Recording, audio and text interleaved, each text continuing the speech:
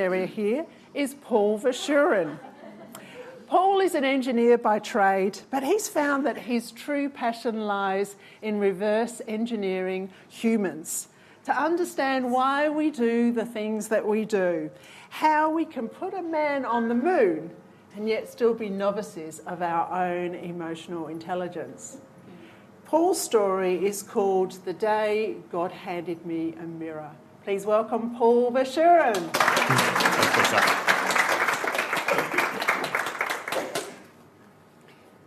You need to go talk to that guy, the voice said completely out of nowhere as I ran past. Don't be ridiculous, I retorted back. It was a stunning spring morning and I was keen to go for a run over the harbour bridge and admire one of our best known landmarks. And yet, just as the sun had quietly arisen with that quiet surety of this is who I am and this is what will happen, so too had that voice spoken. I slowed to a walk and then eventually stopped, grappling between what I wanted to do and then honouring at some higher level what I needed to, what I had to do. With fear and trepidation, I turned around and started walking back to that guy. I was in Sydney doing a personal development course, and for some reason, my curiosity had been sparked around homelessness. How can a person be homeless in this amazing country of ours with all the support structures in place? And on that fateful morning, life had deemed it necessary that I go talk to that homeless guy to find out. Looking back, it's hard to impress upon you how scared witless, maybe a bit like now, I was at going to talk to that guy.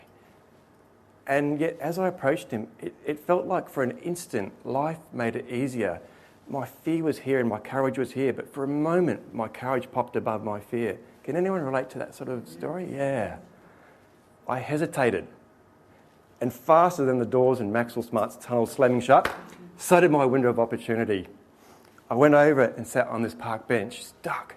I didn't have the courage to go talk to him, and yet I couldn't leave without trying. It was then that life offered me a second chance. You know those little old ladies, the ones that they're bent over so much that like their head is lower than their shoulders? This little old lady walked down the road and she turned into this alleyway. She reached into her shopping bag and went like this.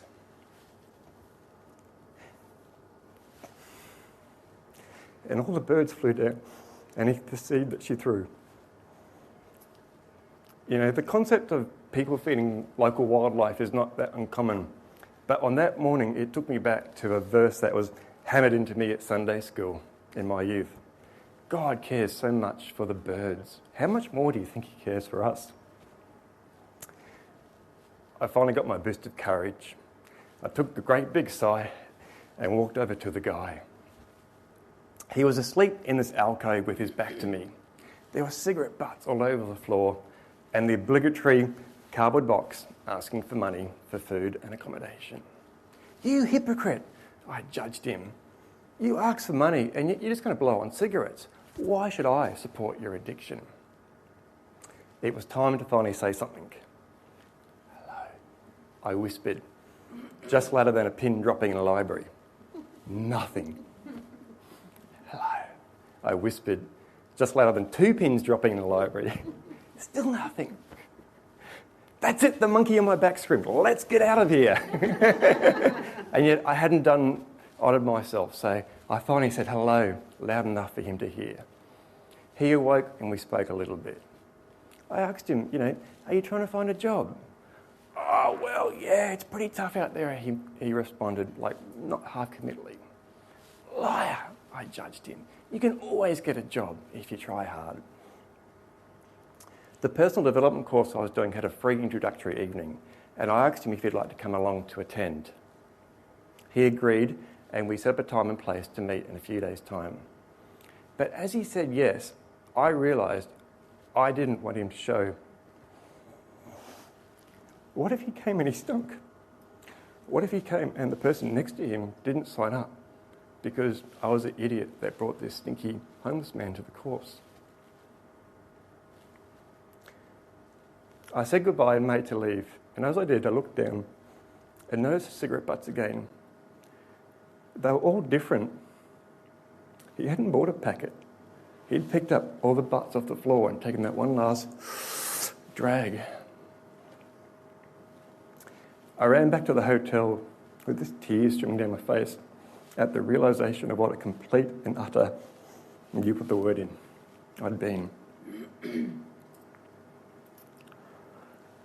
Studies are starting to show that heroin in and of itself is not addictive. A person could be in hospital for 6 months on morphine, leave, go home and go cold turkey.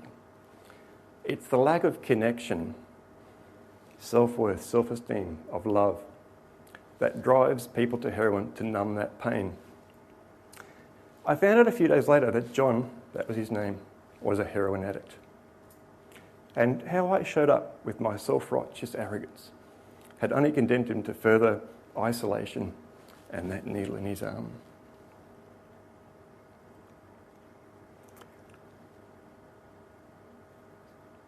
It's there, it'll come back. Psychologists are also saying that we've got no control whatsoever of the initial thoughts that pop into our brains. We do have control over where we take those thoughts. And these days, I'm glad to say, if someone comes into my life that doesn't meet my model of the world, a lady in a burqa, and I can feel those walls of self-righteousness come up, these days I'm happy to say I almost always can capture it and replace it with this. Hi there, I see you. I don't understand why it is you do the things you do. But that's okay. Maybe my way of life is better than yours.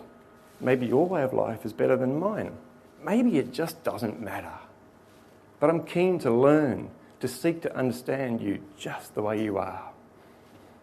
I hope you're doing okay.